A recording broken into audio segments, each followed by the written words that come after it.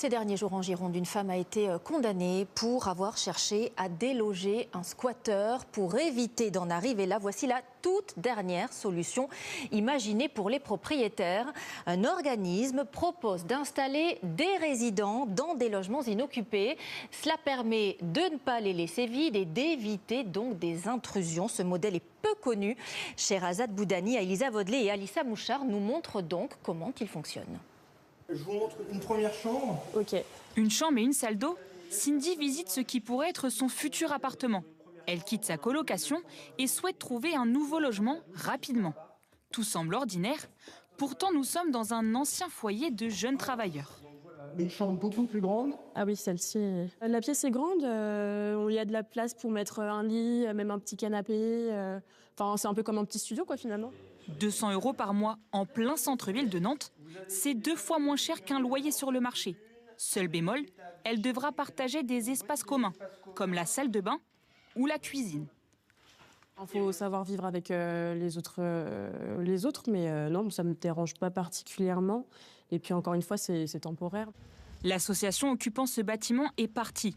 En attendant de lui trouver une nouvelle utilité, des résidents vont donc s'y installer. Comme cet appartement, 30 000 logements sont valorisés par cette entreprise qui en a fait sa spécialité.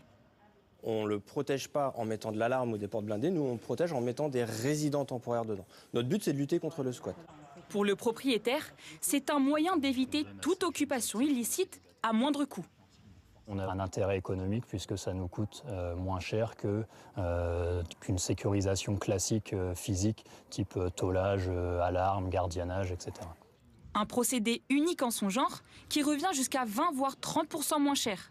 Les mots employés sont très précis. On ne parle pas de loyer, mais de redevance. Pas de locataire, mais de résident. Ils ne signent pas un bail, mais un contrat. Les règles ne sont donc pas les mêmes qu'une location classique. C'est un contrat précaire parce qu'il n'est pas soumis à la réglementation qui est contraignante et qui protège les locataires. Ce ne sont pas des locataires. En effet, le bailleur doit respecter 1 mois de préavis, contre 3 mois pour un bail classique meublé ou 6 mois pour un non meublé.